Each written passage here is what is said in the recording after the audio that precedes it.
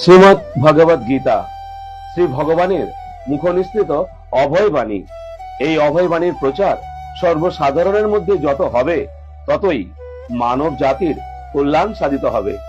সর্বশাস্ত্রময়ী গীতা তাই সকল সম্প্রদায়, সকল ধর্ম এবং সকল মানুষের নিকট আদরণীয়।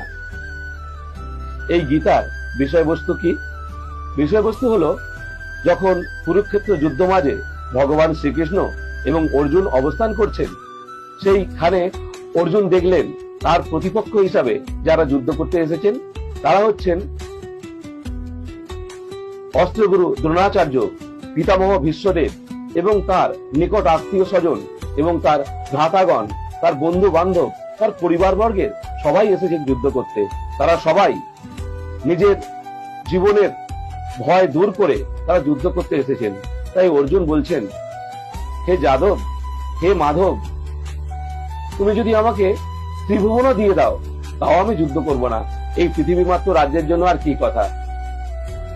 এবং অর্জুন যুক্তি দেখিয়েছিলেন, দেখো এই যুদ্ধে যে হানাহানি হবে এর ফলে আমাদের বংশের অনেক মানুষজন মারা যাবে, এবং মারা গেলে কি হবে?